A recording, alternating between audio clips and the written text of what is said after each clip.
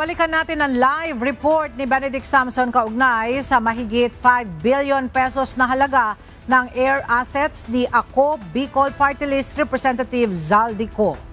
Benedict, ano yung detalye nitong nadiskubreng air assets ni Congressman Zaldico?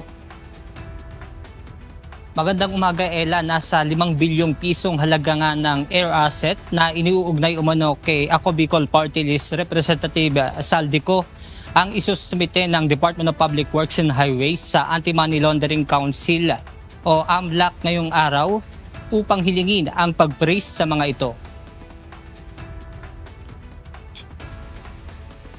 Sa ipinresenta ni Public Works and Highways Secretary Vince Dizon, base sa dokumento na ipinasa sa kanila ng Civil Aviation Authority of the Philippines o CAAP, 2 Agusta Westland AW1398 helicopter na worth $16 million kada isa.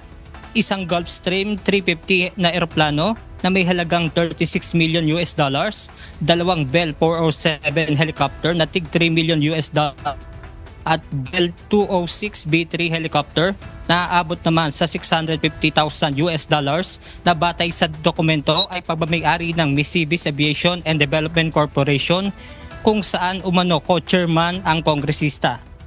Mayroon ding air asset ang High Tone Construction Development Corporation kung saan iniugnay din si Congressman Ko.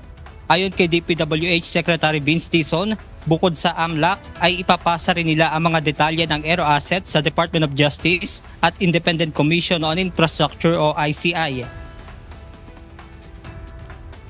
I've already informed Secretary Remulla that these air assets have already been submitted to us by CAAP and we are forwarding this to DOJ, ICI, and AMLC today. So, yun lang po. Again, uulitin ko, sabi po ng Pangulo, bawiin lahat ng pera ng ating mga kababayan. At kasama na po ito doon.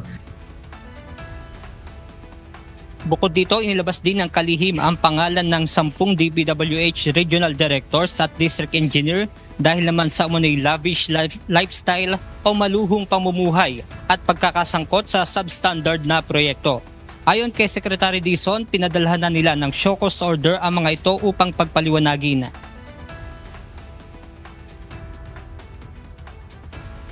Later on, maglalabas kami ng mga Facebook posts nitong dalawang taong to, si R.D. Villa at si Atty. Raya, na maluluhong mga pamumuhay. No? Meron pa kami nakita dito na gumagamit pa ng mga chartered airplane, no, para bumiyahe. No? So, kasama yan. No? We are giving them 5 days to submit their written explanations of the reports that we have received against them, and later on, depending on the results of the investigation, appropriate administrative charges will be filed against them. And ito yung proseso kasing nakasaad sa civil service law natin, so kailangan tayong sumunod dyan.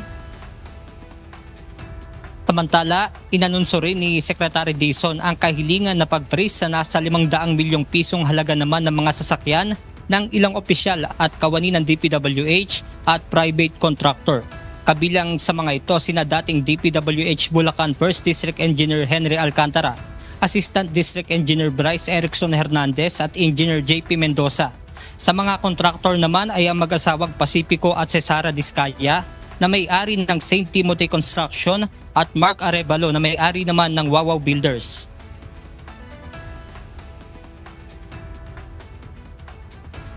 Nagre-request na rin tayo ng freezing. Ibig sabihin ito, hindi pwedeng ibenta. At kung merong mga kababayan tayo na nakikipag-transaction dito at gustong bumili ng mga sasakyan na ito, dito sa mga taong ito, magdalawang isip na po kayo kasi pati po kayo madadamay dito kapag binili nyo itong mga assets na ito, itong mga sasakyan na ito. Muli ring nagpaalala si Secretary Dizon sa mga opisyal at kawani ng DPWH na makipagtulungan sa ginagawang investigasyon ng Independent Commission. At yan muna ang ating update mula rito sa Maynila. Balik sa inyo dyan, Ella. Maraming salamat, Benedict Samson. Ipinatawag na rin si Senador Chis Escudero ng Independent Commission for Infrastructure o ICI, gayon din ang 4 pang dating opisyal ng DPWH. Ang isa sa mga opisyal ay nagsuko ng sasakyang hanggang 35 million pesos ang halaga. At nakatutok live si Joseph Moro. Joseph! Vicky, ito yung 30 to 35 million pesos na luxury vehicle na itinurn over nitong si dating DPWH Bulacan 1st District Assistant Engineer Bryce Hernandez sa Independent Commission Independent Commission for the Infrastructure or ICI. At katabi nito, Vicky, yung isa pang luxury vehicle din na 12 million pesos naman na itinurn over din ni Hernandez sa ahensya.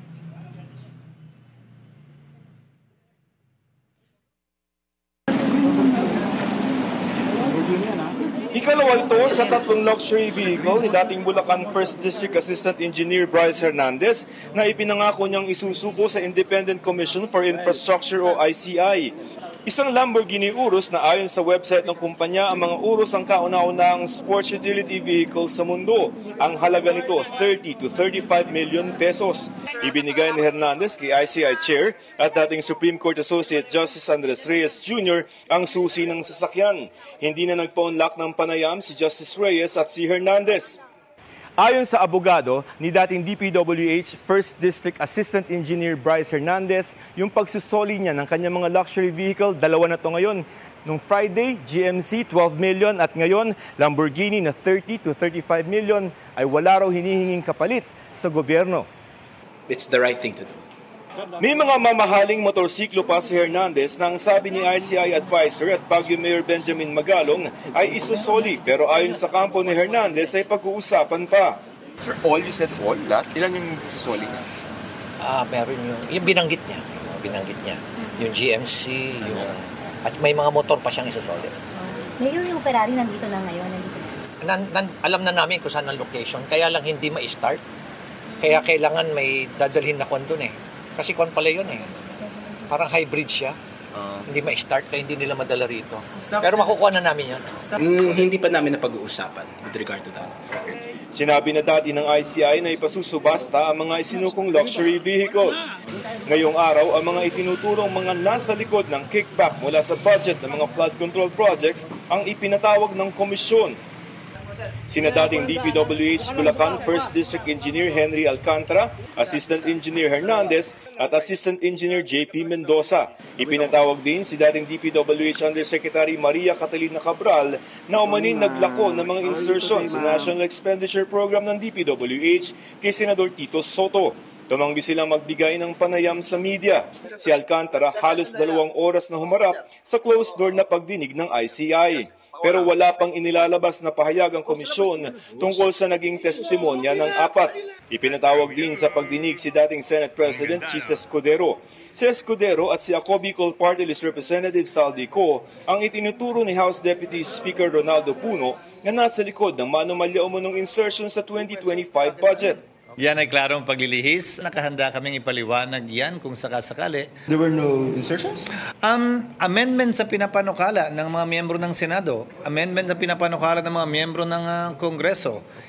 Si Congressman Puno hindi sa bahagi nga ng Kongreso pa nung panahon yun. Kaya hindi ko alam kung saan siya nagagaling.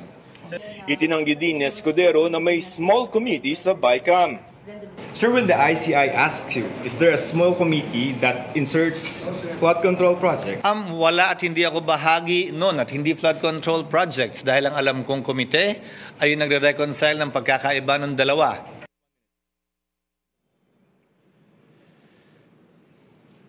Vicky, dumating din dito sa ICI itong si House Speaker Faustino D. Bitbit yung mga dokumento ng House Infrastructure Committee. Ipinatigil na kasi ng House ng kanilang pagdinig at ipinauubaya na lamang nila ito sa ICI. Vicky?